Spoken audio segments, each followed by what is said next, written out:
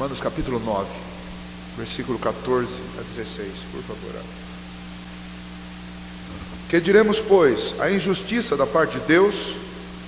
De modo nenhum.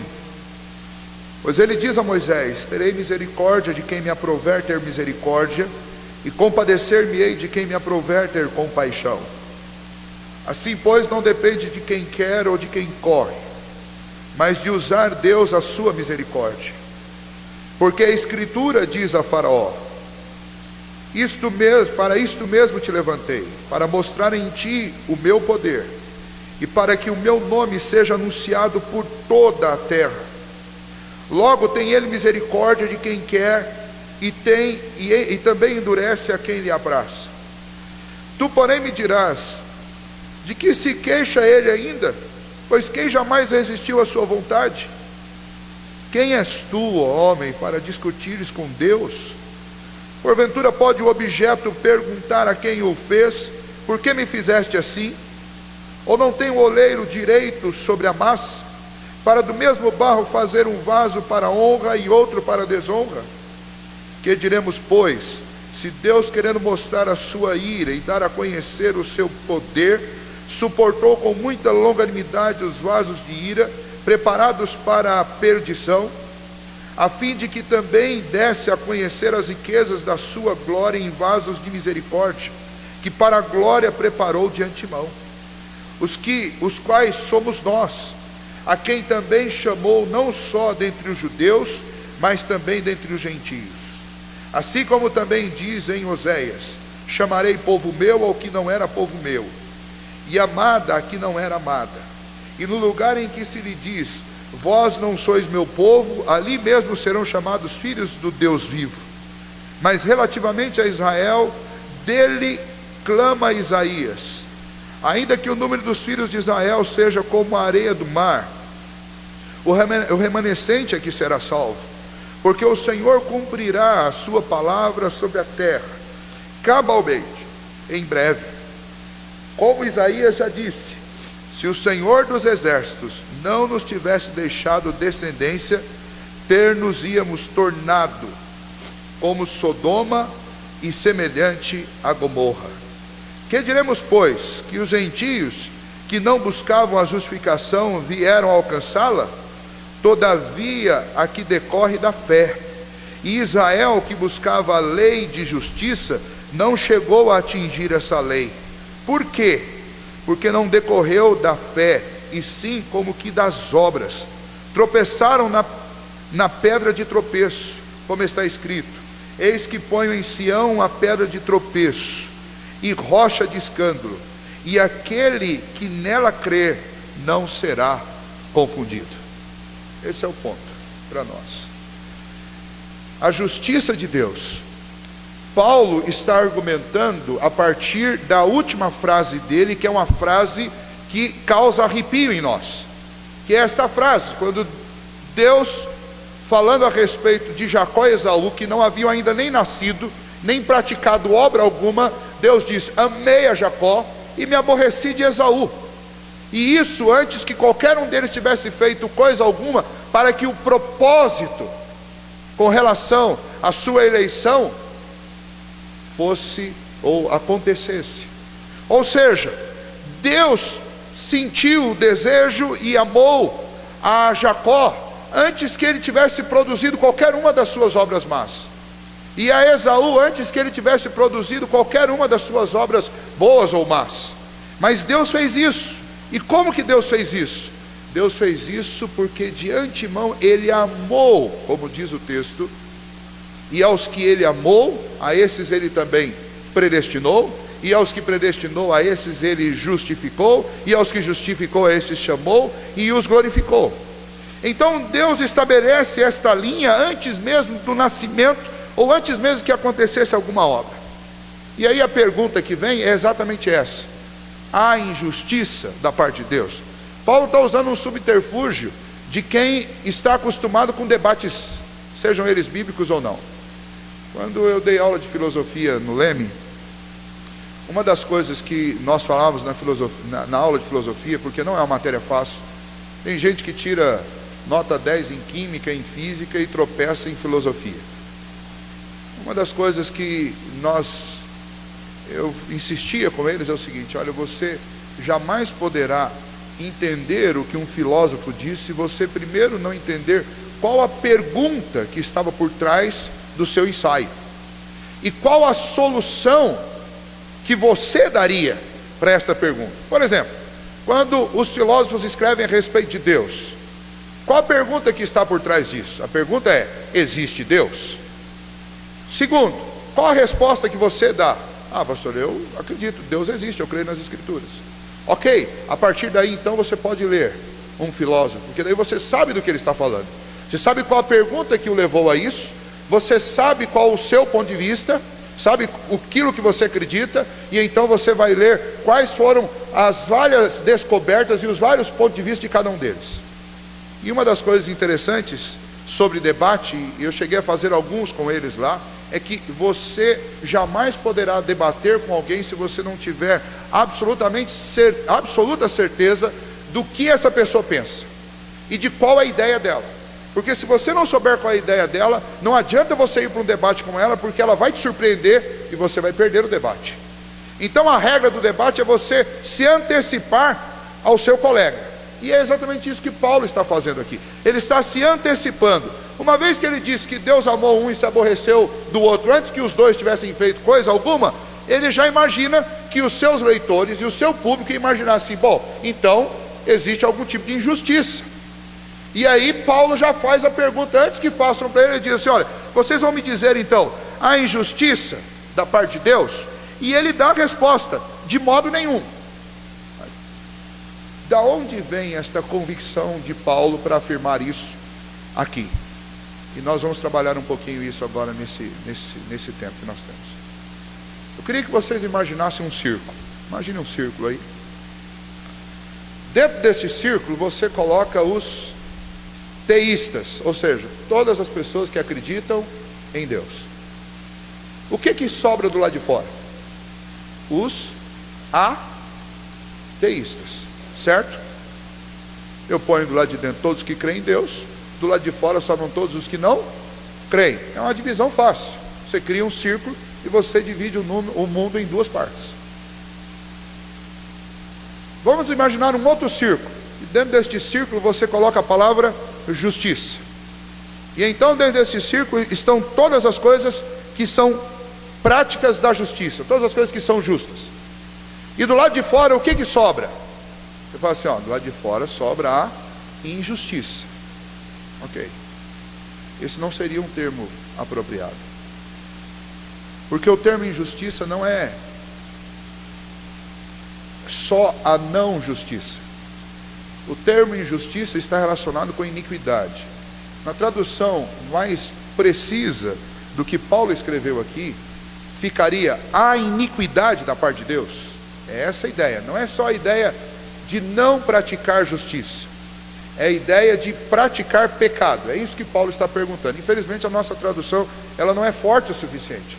Porque os tradutores na hora de traduzir a não justiça, eles traduziram como injustiça. Mas vamos voltar ao círculo. Do lado de dentro do círculo está a justiça.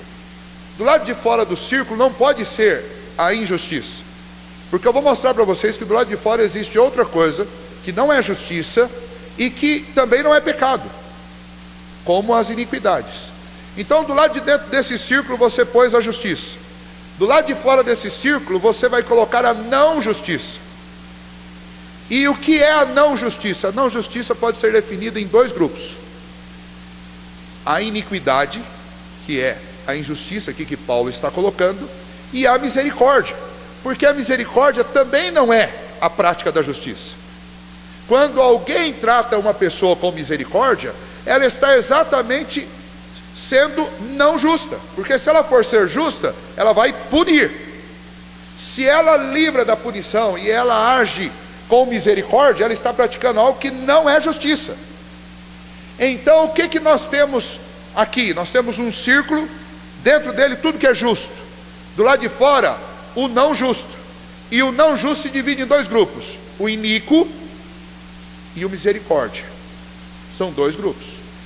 Paulo está dizendo o que para eles? Está dizendo assim: olha, o que nós vamos pensar o que vocês estão pensando, ou o que vocês querem perguntar? Há iniquidade da parte de Deus? Paulo vai dizer, não, de jeito nenhum. Mas existe não justiça da parte de Deus? Sim, existe, a misericórdia. No caso, sobre nós que pecamos, e sobre o seu filho, o que ele manifestou? Justiça. Porque ele puniu com justiça todos os nossos erros em cima do seu filho, que não tinha pecado e não tinha erro. E quanto a nós, ele nos trata com misericórdia. Isso é não justiça. Então, com esse pensamento, eu vou repetir mais uma vez: dentro do círculo, justiça; fora do círculo, não justiça. Se divide em dois grupos de ações: as ações iníquas e as ações misericordiosas, porque eu não posso pôr misericórdia dentro do círculo da justiça. A partir desse pensamento, então, o que Paulo nos ensina? Paulo nos ensina que Deus tratou os homens da mesma maneira. Ele foi justo e ele foi misericordioso. Alguém poderia questionar Deus e dizer: por que o Senhor foi misericordioso com uns e o Senhor não foi com outros? Ora, quem é obrigado a exercer misericórdia? Ninguém. Às vezes dizem assim, mas Deus é justo, Ele é obrigado a ser justo em todos os momentos. É, por isso que Ele teve que punir os nossos pecados sobre Cristo, para agir com não justiça sobre nós, ou seja, com misericórdia. E é em cima desse ponto que o apóstolo Paulo vai trabalhar. Deus é injusto, portanto, ou Deus é iníquo? Não, de jeito nenhum. Não existe iniquidade em Deus, não existe traço de maldade em Deus, não há nenhum fundamento que possa justificar que Deus seja injusto com o homem. Nenhum homem pode ler esse texto e dizer assim: Deus é injusto porque amou um e deixou de amar ao outro. Por quê? Porque no que tange aos dois, a justiça de Deus foi requerida e ela será requerida. A Jacó, que ele decidiu amar por causa do beneplácito da sua vontade, decidiu ser gracioso com ele, a justiça de Deus foi paga por Cristo. No caso de Esaú, que o texto diz que Deus se aborreceu dele, Esaú vai pagar por toda a eternidade pelos seus crimes, pelos seus pecados.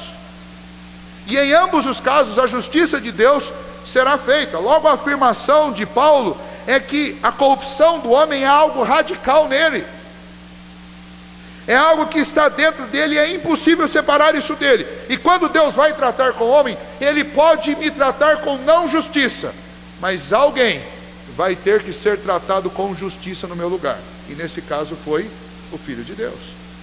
Ninguém vai poder acusar Deus de injustiça, porque Deus não é iníquo, Ele não pratica a injustiça. Em alguns casos, no caso dos eleitos, Ele não manifesta neles a sua justiça, Ele age com eles com misericórdia ou não justiça, mas Ele aplica a justiça que Ele deveria aplicar sobre nós, sobre a vida do seu Filho. A ideia para nós é que Deus é justo o tempo todo, Ele não falha na sua justiça, e é isso que Paulo também está respondendo para esses seus leitores. Que diremos, pois, a injustiça da parte de Deus? De modo nenhum, pois Ele diz a Moisés: terei misericórdia de quem me aprouver, e terei misericórdia de quem me aprouver ter misericórdia, e compadecer-me-ei de quem me aprouver ter compaixão. Assim, pois, não depende de quem quer ou de quem corre, mas de usar Deus a sua misericórdia. Então, em outras palavras, não é o que eu faço, não é o que eu quero, não é a minha história que vai determinar Deus ser misericordioso ou não comigo. Não é previsão de Deus, mas é uma decisão particular de Deus, e Ele não pode ser recriminado por não tomar essa decisão a despeito de todos. Por que Deus não fez isso para todos?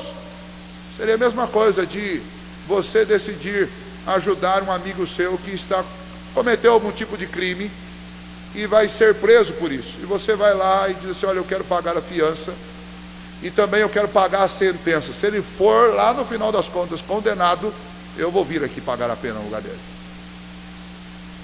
Aí imagine que de fato isso aconteça. E daí chegue todos os seus outros conhecidos, amigos ou inimigos, que têm penas para pagar, e chegue para você e fale assim: viu, você tem que fazer isso para mim também. Você pagou a dívida, veio aqui para a cadeia no lugar do fulano, você é injusto, porque você não está fazendo isso comigo. Não seria um absurdo tal posicionamento? Seria. É o mesmo absurdo também nós chegarmos para Deus e falarmos para Ele: o Senhor é injusto, porque o Senhor não escolheu, não elegeu todos. Olha, Deus tem misericórdia de quem Ele quer, de quem aprova Ele sentir misericórdia, e Ele se compadece de quem Ele quer se compadecer. Não está nem em nós, e nem há injustiça da parte de Deus, porque para ser misericordioso conosco, Ele tem que pagar o preço. O preço que não vai ser pago por mim, foi pago pelo seu Filho. Continuando, versículo 19: tu porém me dirás. Aí o apóstolo Paulo se antecipa de novo. Ele vai dizer assim: olha, então você vai dizer assim: bom, então do que Deus está reclamando? Ninguém pode resistir a Ele, então Deus não pode reclamar de haver pecado no mundo, de haver injustiça no mundo, porque ninguém resiste ao que Ele quer. E aí de novo Paulo vai: quem és tu, ó homem, para discutires com Deus? Porventura pode o objeto perguntar a quem o fez: por que me fizeste assim? Ou não tem o oleiro direito sobre a massa, para do mesmo barro fazer um vaso para honra e outro para desonra? Que diremos, pois, se Deus, querendo mostrar a sua ira e dar a conhecer o seu poder, suportou com longanimidade os vasos da ira preparados para a perdição, a fim de que também desse a conhecer a riqueza da sua glória em vasos de misericórdia? São dois argumentos de Paulo aqui. O primeiro deles é a soberania da graça. Deus é o oleiro e eu sou o barro. Deus faz com o barro o que Ele quer. Deus faz com o vaso o que Ele quer. Quando o apóstolo Paulo diz de modo nenhum, a tradução literal desta afirmação, deste termo, do grego para a nossa língua, seria: Deus nos livre disso, ou não diga isso. Por quê? Porque de modo nenhum significa uma declaração de espanto de algo que seria uma heresia. Olha, dizer: olha, Deus por um acaso está sendo injusto, ou Deus está sendo tendencioso, ou Deus está fazendo isso ou aquilo, ou como que um homem pode discutir com Deus? De jeito nenhum, não faça isso. Deus nos livre disso. É um grande equívoco pensar assim. Romanos 9 é um dos textos mais negligenciados e esquecidos das Escrituras, porque ele nos coloca de tal maneira contra a parede, que é a soberania de Deus, que nós temos que ficar humilhados debaixo disso, porque quando nós olhamos para esse texto, nós olhamos no espelho e enxergamos quem nós somos, e enxergamos o amor de Deus e a declaração da escolha de Deus por nós, não por algo que eu tenha feito. E da mesma forma Deus coloca a humanidade inteira contra a parede e demonstra que a rejeição dos homens por parte de Deus é fruto simplesmente de Deus ter passado de vista, Deus não ter olhado. Por que que os homens, muitos deles, nascem, vivem e morrem sem nunca ter procurado Deus? Porque Deus simplesmente os deixa à vontade. Porque Deus não promove na vida deles um caminho que converja para Cristo. Deus simplesmente os deixa passar de vista. Isso é a soberania da graça.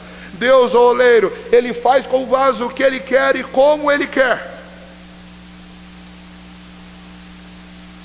Deus disse a Moisés: terei misericórdia de quem me aprouver ter misericórdia. Você já parou para pensar nessa frase? Já parou para pensar que lá no conselho de Deus aprouve a Ele sentir misericórdia de você? E esta foi a decisão mais poderosa tomada no universo a respeito da sua vida e a respeito da minha vida. Porque é essa decisão que vai determinar a qualidade de vida que você vai ter por toda a eternidade. Nós tomamos decisões no presente que determinam a qualidade de vida que nós temos no presente. Ou talvez durante 40, 50, 60 anos da nossa vida.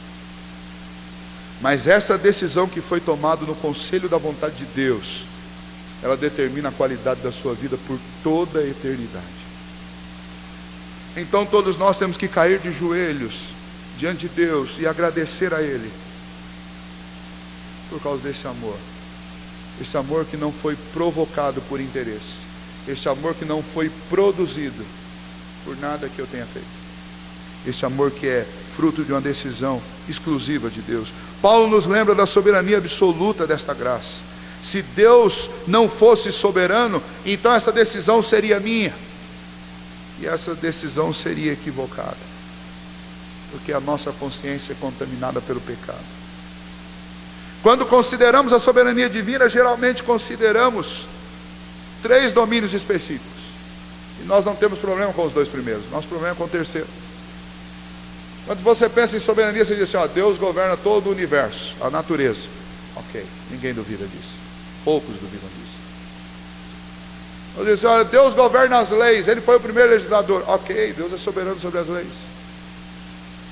E todo mundo concorda com isso. Mas quando eu vou dizer assim, Deus é soberano sobre a distribuição da graça, aí nós temos problema. Por que eu não duvido da soberania de Deus quanto à criação? Por que eu não duvido da soberania de Deus sobre leis? Ninguém questiona o fato de Deus ter legislado uma lei, se ela é certa ou errada. Ninguém questiona isso. Mas eu não questiono a soberania de Deus na esfera do universo, da natureza. Eu não questiono a soberania de Deus no universo das leis. Mas nós temos o péssimo hábito de questionar a soberania de Deus no que tange a graça. E o que Paulo está dizendo aqui, este aspecto é inquestionável, porque o barro nunca vai dizer para o oleiro, porque você me fez assim ou porque você me fez assado. Ele pode porque Ele pode. Ele pode porque Ele é Deus. Ele pode porque Ele está acima do universo. E ninguém pode apontar o dedo para Ele e dizer, Deus, por que o Senhor fez alguma coisa assim? Nós só podemos nos render diante de suas decisões. E podemos confiar no seu caráter absolutamente perfeito, porque Ele jamais cometeu injustiça, porque justiça é algo essencial em Deus. Então quando Ele deixa de manifestar a sua justiça sobre mim, Ele a manifestou sobre o seu filho. É só por isso.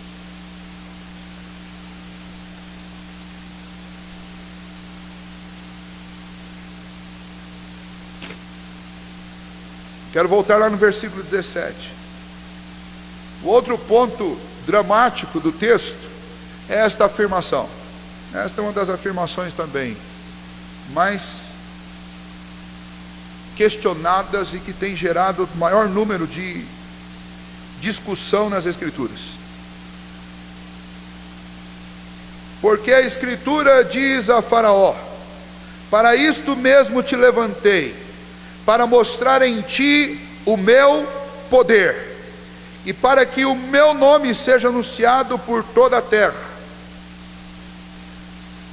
Sabe o que Deus fez com o Faraó? Deus endureceu o coração dele. Se você for ver essa citação no Antigo Testamento, Deus endureceu o coração de Faraó. Deus petrificou o coração de Faraó, é o que diz as Escrituras. Para quê? Para mostrar nele o seu poder. Lutero disse que o povo em Israel, nos dias de Faraó, ou o povo hebreu, nos dias de Faraó, era um povo, no latim, makritos, que significa o quê?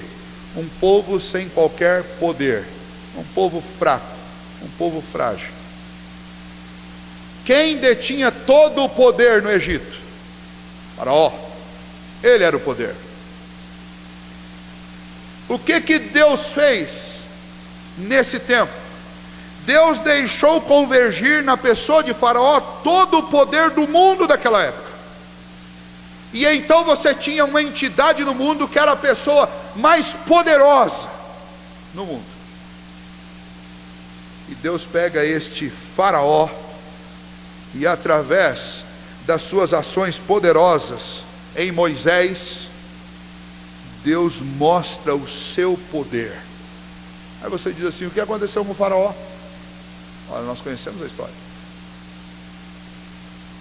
Deus avisou 10 vezes a respeito do seu poder, do que ele estava para fazer, e ele resistiu até a 9ª, e na 10ª ele deixa o povo sair, coisa da qual ele se arrepende algumas horas mais tarde. E ele pega todo o seu exército e vai atrás do povo hebreu. Entre o povo e aquele exército, uma coluna de fogo os separava, para que eles não tocassem no povo hebreu. Na frente do povo, um mar. E o evento, visualmente, acredito que o mais extraordinário que já aconteceu nesta terra, Deus abriu o mar para que o povo passasse. E então o povo passa a pé enxuto. Aí tem uma brincadeira na escola que diz que o Joãozinho, sempre o Joãozinho, né? O Joãozinho é problema.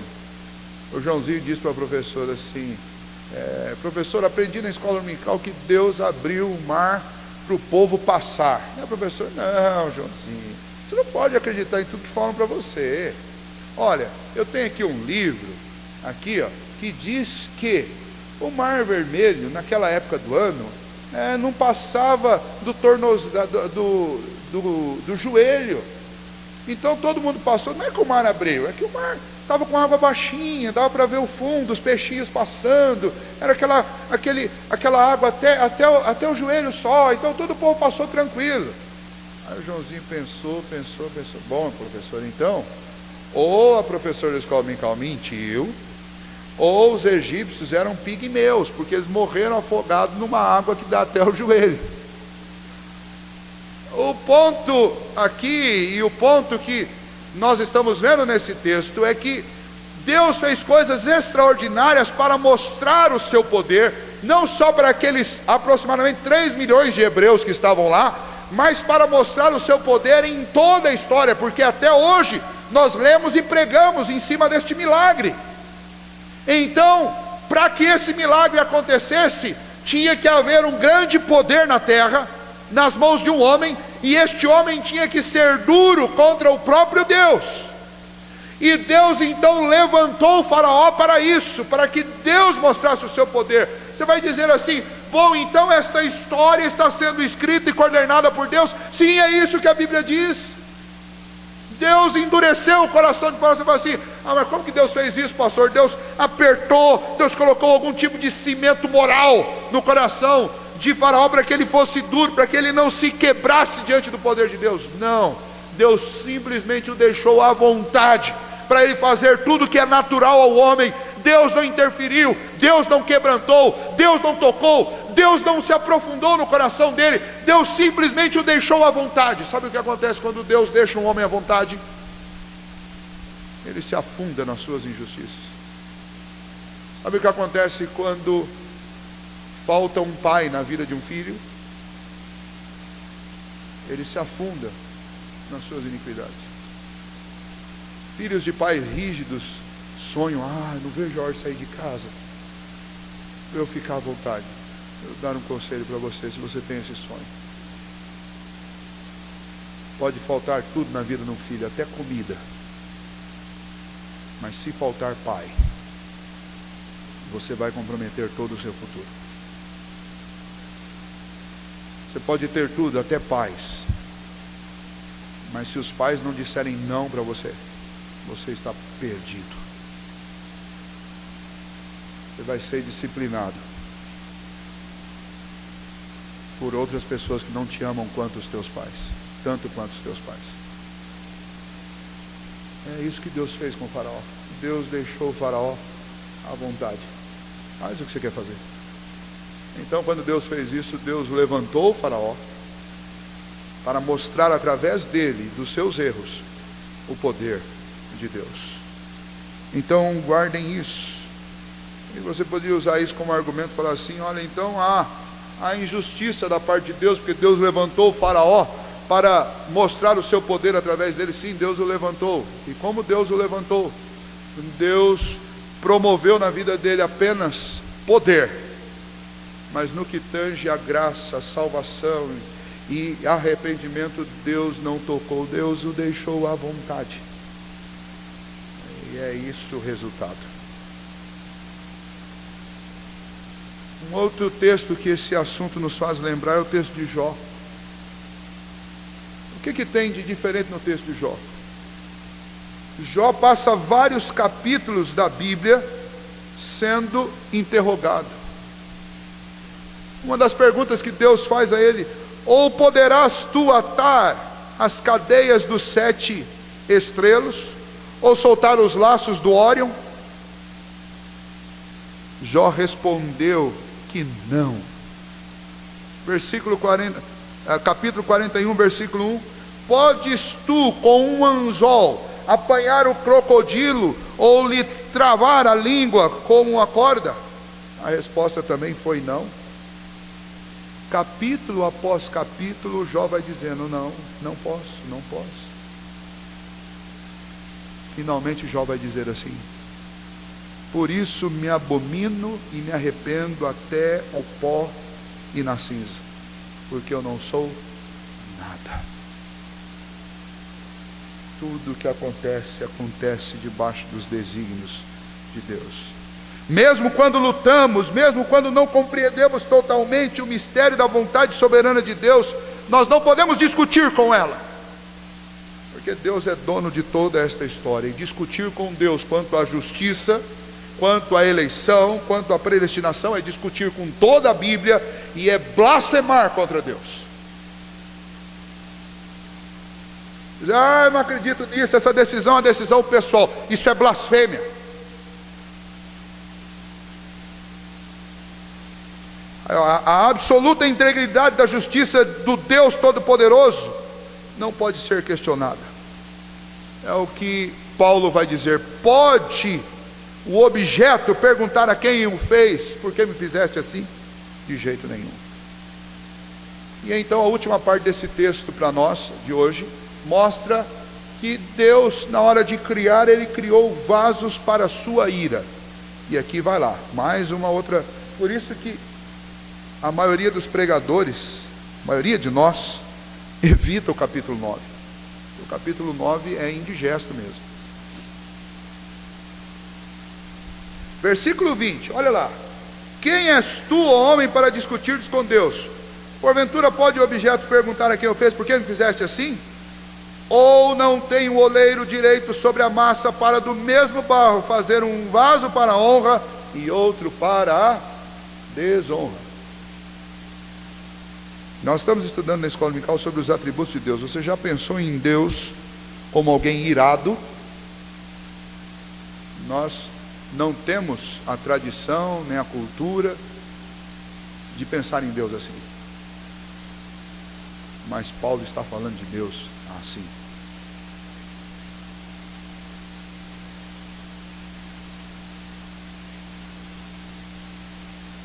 Deus manifestou ao longo da história muitos aspectos dele. Deus mostrou a sua bondade, Deus mostrou o seu amor, Deus mostrou a sua misericórdia, o seu perdão. Mas desde o Antigo Testamento, algo que os homens não querem ver, Deus vem mostrando. Deus também tem mostrado a sua ira contra o pecado e contra a corrupção do homem. E isso acontece quando Deus não tolera mais o que nós homens fazemos. Você fala assim: mas Deus criou os homens assim? Sim, Ele criou, porque na história que Ele criou, tudo converge para a sua glória. Se você abrir aí agora Isaías capítulo 55, leia até o versículo 10, você vai ver que através dos erros e através dos acertos dos homens, Deus está construindo um memorial à sua glória. Por que Deus criou vasos para a ira? Bom, primeiro, Deus criou todos os homens através de um mesmo casal. E o mesmo casal. Portanto, Deus fez todos os homens do mesmo barro. E Deus fez todos os homens com a mesma condição. Como é que este oleiro fez assim e nós temos dois resultados tão distintos? Eu vou dizer para você: não, nós não temos dois resultados tão distintos. Nós temos um único resultado. Vasos que praticam obras más e que merecem a ira de Deus. Mas então, como é que Deus nomeia E como é que Deus tem vasos para a sua honra? Os vasos para a sua honra são vasos que, pela graça e através da justiça de Cristo, são vasos que vão glorificar o seu nome, honrando-o. Mas esta honra não existe sem Cristo. Então este barro que o Senhor usou, resultou todo ele no mesmo tipo de vaso. Porque quando Adão e Eva caíram no Éden, com eles caíram toda a raça humana. Como é então que nós temos pessoas salvas? Pela graça derramada sobre eleitos. Mas a qualidade do barro é o mesmo. No que diz respeito à história abrangente, nós dizemos que Deus decretou todas as coisas, inclusive a queda. Deus não é um fazedor de coxa de retalho. Deus fez o mundo perfeito. Como que, se o mundo era perfeito, alguma coisa podia dar errado? Como, por exemplo, Eva tomar da fruta e comer, e Adão comer também, e os dois caírem. Não, isso era impossível. Um Deus perfeito faz um mundo perfeito, não pode nada dar errado. Por que deu errado? Porque Deus estabeleceu essas coisas. Agora, Deus não deu um manual para Eva dizendo assim: Eva, naquela segunda, deve ter sido na segunda-feira, né? Naquela segunda-feira terrível, você vai fazer um negócio errado. Não, Eva não tinha um livro dizendo para ela fazer isso. Assim como nenhum de nós tem um livro dizendo assim: olha, sejam imprecisos, ou sejam impontuais. Não existe esse livro. Sejam invejosos, ou sejam corruptos, sejam adúlteros, sejam qualquer outra coisa que você puder imaginar, preguiçoso. Não, ninguém, seja um assassino, seja um homicida, seja um viciado, nenhum de nós recebe um manual dizendo que a gente tem que fazer isso. Nós fazemos pela nossa própria vontade. Como Deus une a minha própria vontade com a história que Ele escreveu, não me pergunte, porque eu não sei essa resposta e eu não consigo encontrá-la. Essa é uma das coisas que talvez Deus nos ensine lá na eternidade, se é que nós vamos ter capacidade para entender isso. Mas Deus consegue fazer a sua vontade, mesmo quando nós fazemos a nossa. E o resultado disso é que muitas pessoas vão fazer com que o nome de Deus seja glorificado, por causa da punição justa que Deus vai manifestar sobre essas pessoas na eternidade. E muitos vão fazer Deus glorificado por toda a eternidade, por causa da misericórdia, do amor e da graça que Deus, por sua livre escolha, decidiu derramar sobre alguns que precisavam estar lá no inferno, e só não vão estar, porque Cristo pagou a dívida deles. Mas Deus tornará a sua ira conhecida. Quando nós estudamos Apocalipse, nós estamos aqui terminando nas quartas-feiras Apocalipse, nós estamos agora no capítulo 18, 19 e 20, nestes capítulos nós estamos vendo Deus manifestando a sua ira. O que nós encontramos em Apocalipse é Deus, um Deus que parou de tolerar o pecado. Nestes últimos capítulos de Apocalipse, João aponta para o momento da história onde Deus não vai tolerar mais as nossas corrupções, os nossos pecados, as nossas impunidades, as nossas injustiças, e Ele vai punir o homem. Aí você fala assim: ai de nós. Eu falo assim: você não precisa dizer isso, porque Ele puniu os seus pecados em Cristo Jesus. Nós vamos celebrar a graça e a misericórdia do Senhor, mas nenhum homem nesta terra ficará livre da justiça de Deus. Os que são eleitos já foram julgados em Cristo Jesus. Os que não são, serão julgados. Nenhum vai poder dizer: Senhor, eu estou aqui por sua causa, porque Deus vai dizer: quando foi que você mentiu por minha causa? Quando foi que você roubou por minha causa? Quando foi que você matou por minha causa? Quando foi que você adulterou por minha causa? Quando foi que você deixou de cumprir uma lei por minha causa? Quando foi que você foi conivente por minha causa? Quando foi que você foi covarde por minha causa? Eu nunca disse para vocês fazerem isso. Vocês fazem porque vocês sentem vontade. Então o conhecimento desta profunda doutrina não pode ser uma muleta para eu chegar diante de Deus e dizer assim: bom, está tudo bem, Deus, o Senhor me fez assim, eu sou assim, vou morrer assim. Não! Porque se eu fui alcançado pela graça, então eu preciso melhorar.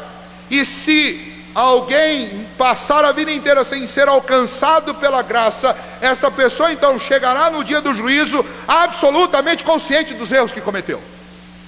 Ninguém vai dizer: Senhor, eu não fiz nada, porque todos saberão. Você já leu e talvez já tenha citado várias vezes um texto que diz assim: todo joelho se dobrará. Sabe o que significa esse texto? Não significa que todos vão se converter, nada, não é isso. Esse texto significa que neste dia todos os homens reconhecerão seus erros e reconhecerão quem é Deus. Esses joelhos não estarão dobrados por arrependimento, esses joelhos estarão dobrados por reconhecimento de quem é Deus e de quem nós somos. É isso que vai fazer os joelhos de toda a terra se dobrarem, a ira de Deus tornada conhecida de todos os homens.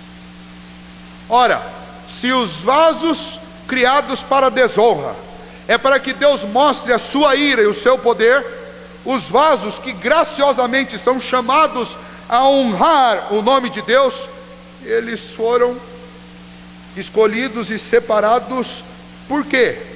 Versículo 23: a fim de que também desse a conhecer não só o seu poder e a sua ira, mas também desse a conhecer as riquezas da sua glória em vasos de misericórdia, ou seja, vasos que mereciam a punição e não vão recebê-la porque foram punidas as suas obras em Cristo Jesus. Então são vasos de misericórdia, a fim de que também desse a conhecer as riquezas da sua glória em vasos de misericórdia, que para a glória preparou desde a eternidade, de antemão.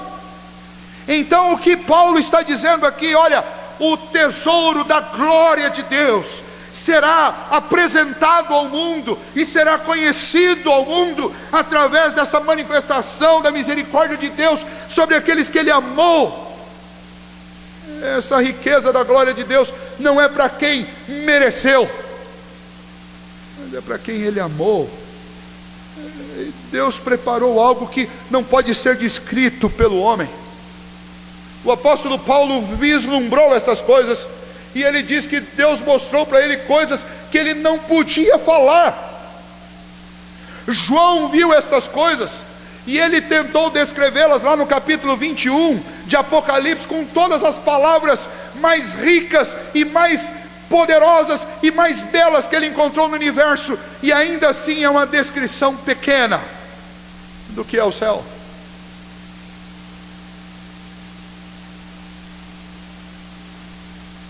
Paulo no capítulo 8, versículo 18, ele diz: porque as tribulações do tempo presente não servem para comparar com a glória que há de ser revelada em nós.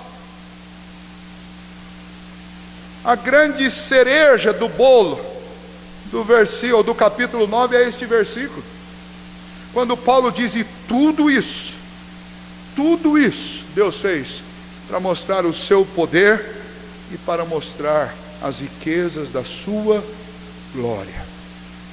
E eu resumo isso com o que está lá em Isaías 55. Deus constrói um monumento, um memorial eterno que jamais será extinto. Nesse monumento, Deus vai mostrar a sua glória através da aplicação da justiça, e Deus vai mostrar a sua glória através da aplicação da misericórdia. E isso me humilha, e eu espero que humilhe você também, porque não sei se nós vamos contar dias na eternidade. Se a gente contar também vai ser uma contagem em vão, porque nunca vai chegar ao fim. Mas se nós contarmos dias lá, você vai poder atravessar todos esses dias, e em nenhum deles você esquecerá que você não está lá, porque você conquistou, porque você lutou, porque você venceu. Mas toda esta eternidade infinita, em cada momento eu vou saber que eu estou lá, porque Deus teve misericórdia. Porque como nós cantamos aqui, por causa do seu infalível amor. É por isso que nós vamos para o céu. Não é por nada que a gente venha fazer ou deixar de fazer. Versículo 24. Os quais somos nós, a quem também chamou, não só dentre os judeus, mas também dentre os gentios. Você fala assim, mas pastor, esta eleição é para todos. Paulo estava escrevendo aos romanos, queria ir pregar na Espanha, e ele era um judeu, e lá na igreja de Roma tinham judeus. Dizendo assim, mas essa escolha aí, esse povo exclusivo é o povo judeu. Paulo está dizendo, não, existe um remanescente entre os judeus, existe gente entre os gentios, porque este povo foi escolhido não por raça, mas este povo foi escolhido segundo a graça de Deus, os quais somos nós, a quem também chamou, não só dentre os judeus, mas também dentre os gentios. Versículo 25. Assim como também diz em Oséias, chamarei povo meu ao que não era meu povo, e amada a que não era amada. O que define a eleição de alguém? Deus. Não é raça, não é bondade, não é mérito, não são as minhas ações, não são as minhas palavras. O que define a eleição e a salvação de alguém é a decisão de Deus. Isso nos humilha, porque se você está aqui porque Deus te colocou aqui. E se você está aqui e está aqui se sentindo bom, deixa eu dizer para você, se você não se sentir mal, e aqui não é ficar o tempo inteiro triste, mas mal no sentido em conhecer devidamente quem você é, então não adianta nós pensarmos em reforma, porque eu só reformo o que eu acho que está estragado. Se eu acho que uma coisa está boa, eu não vou pensar em reformá-la. Eu estou aqui e eu sou uma ovelha do Senhor também, e sirvo ao Senhor, porque eu sei que eu sou mau.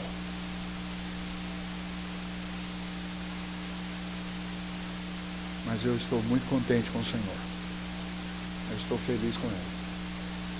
Estou feliz com Ele, estou me sentindo muito aliviado, porque eu confio no seu infalível amor, porque eu sei que o meu relacionamento com Deus é obra 100% de Deus, eu não mereço. E eu estou muito tranquilo, porque eu sei que tudo que Deus já fez na minha vida até hoje, e o que Ele fará até o último dia, Ele não faz com base nos meus méritos, que eu não os tenho. Ele faz com base na sua graça. E eu espero que Ele promova muitas reformas na minha vida, até o dia que Ele me chamar à presença dEle.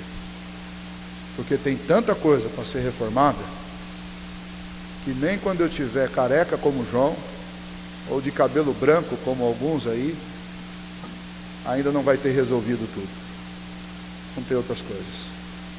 Eu não quero que vejam ou que pensem de mim nada além do que convém. O que convém que vocês pensem a respeito de mim é que eu sou um pecador e que eu preciso me arrepender todos os dias. Eu preciso crescer e eu preciso de reforma. E se você também precisa de reforma, eu quero convidar você para cantar mais uma vez esta primeira canção que nós cantamos, chama Fome. Enquanto nós cantamos, você pode trazer os seus dízimos e ofertas, e logo após nós vamos estar orando, encerrando esse momento e pedindo a Deus que Ele nos ajude, que Ele nos abençoe, para que a gente entenda que não é em nós, mas foi em Deus que aconteceu a nossa salvação. Para que a gente entenda que eu não tenho que tentar ser o que eu não sou, porque eu estou enganando a mim mesmo e eu estou enganando a Deus. João disse: se alguém disser que não tem pecado, engana-se a si mesmo e tenta fazer Deus mentiroso, porque Deus diz que nós temos pecado. É muito duro, é um peso muito grande quando a gente quer transparecer uma coisa que a gente não é. É melhor que nós sejamos conhecidos por aquilo que nós somos, seja coisas boas ou sejam coisas ruins, mas que nós sejamos conhecidos por aquilo que nós somos e não por aquilo que simplesmente as pessoas acham que nós somos.